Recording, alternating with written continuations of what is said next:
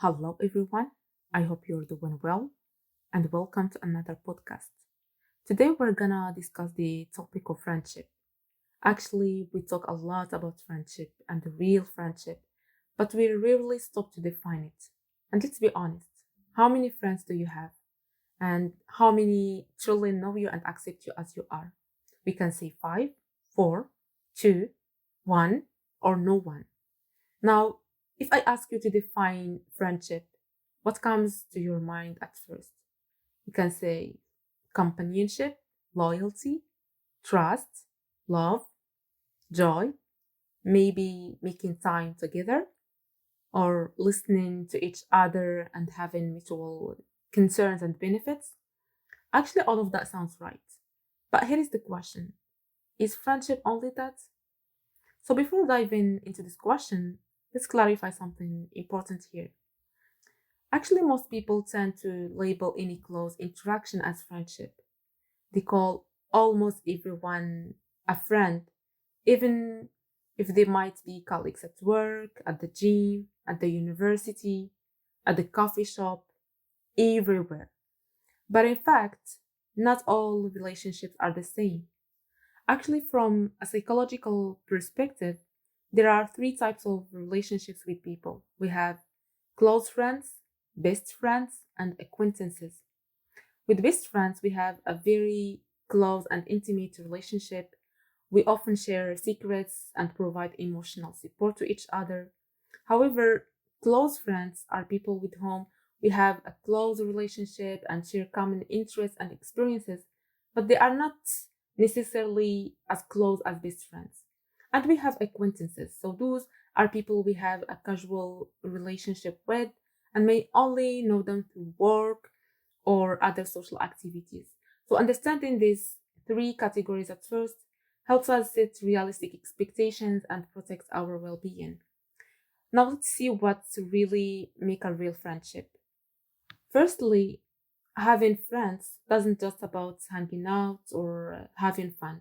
They actually affect how we feel. So a good friend creates the emotional safety and support, which reduces stress hormones like cortisol, calms the amygdala, and helps regulate your emotions. So this is why, for example, if you tell a friend about a mistake at work and they just listen to you without judgment, your body automatically feels calmer.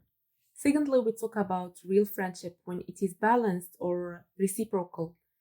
There is a well known study in the Journal of Social and Personal Relationships found that friendships where support is one sided or where one person is always giving and the other one mostly receiving are linked with higher stress and emotional exhaustion for the person doing all the supporting all the time. Another key point related to real friendship is consistency, not intensity. And actually, there is a neuroscience research shows that trust is built through predictable and stable behavior over time, not that dramatic closeness. That's why intense friendships that start fast often don't last. However, a real friend may not be present every day or every time, but they are emotionally steady, so you feel your relationship feels stable. Other thing here, very important, is that real friendship also means support without control. And psychologists said that healthy friends or healthy friendship actually means support each other's choices even when they don't fully agree with them. Actually, they don't like try to manage your life or make decisions for you. And I read a quote said by Rollo May in his book titled Love and Will. He said, the opposite of love is not hate, it is control. And actually, a real friendship is exactly that. It's about supporting someone by letting them be themselves and without trying to control their lives or their freedoms. And finally, let's talk about here about boundaries. Actually, there are a lot of things to say about boundaries, and I choose to leave this point for the last because I think like it generalizes everything we've discussed so far.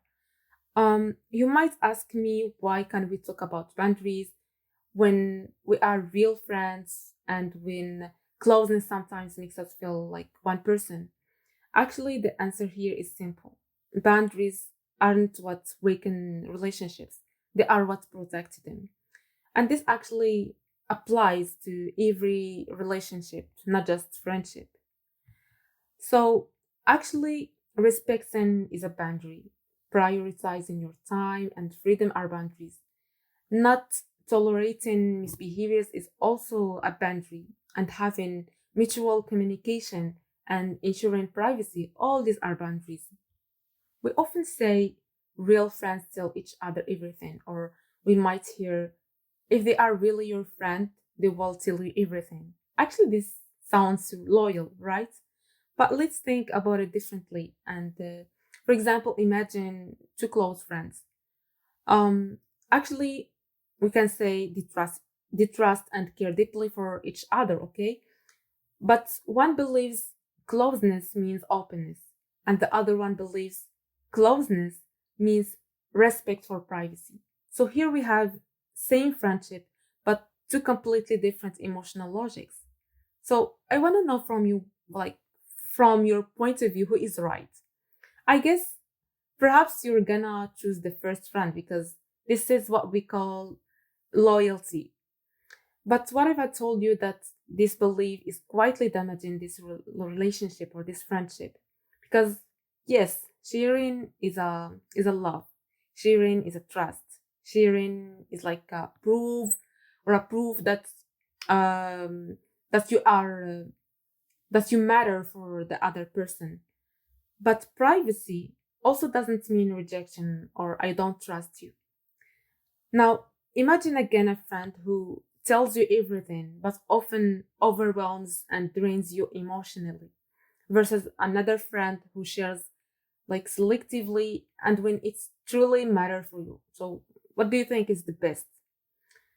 So actually, another important point here, especially as we talk about privacy, actually, I want to ask you another question. Have you ever noticed how friendships in adulthood feel more fragile than they did in our childhood? So, as children and even as students, our priorities were different. Our personal space was more open, and life felt simpler. So, friendships didn't carry the same pressure and complexity they often do today. So in adulthood, like respecting privacy becomes like a key secret in friendship because our lives become more complex as we carry responsibilities and emotions that we don't always want to share them immediately with the other people, especially when this thing doesn't directly affect you or harm you. So for me, I think just be sure that when, for example, your friend doesn't tell you something, this doesn't mean that he or she betrays you. Okay, so when friends respect each other's space, it builds trust and actually reduces misunderstandings and raises maturity and emotional awareness. It also helps people process their lives and their experiences in their own time without like this kind of pressure. So now, before ending this podcast, I wanna add more interesting points. Actually, throughout this episode, we've talked about what friendship is, its role in our lives, and the importance of boundaries. But what about people who prefer to be alone? I mean, the people who choose to keep their circle very small, maybe just one or two close friends. Actually, for this kind of people, this can be very peaceful way of living. Like it's like free from judgment or misunderstanding because too much social interaction can feel overwhelming, especially when they feel pressure to explain themselves all the time or adapt to other people. And over time this like can drain their energy and make them feel less like themselves. I guess this experience is often different for extroverted people, But I think for introverted people, being alone can be a source of balance and doesn't make any problem at all for them.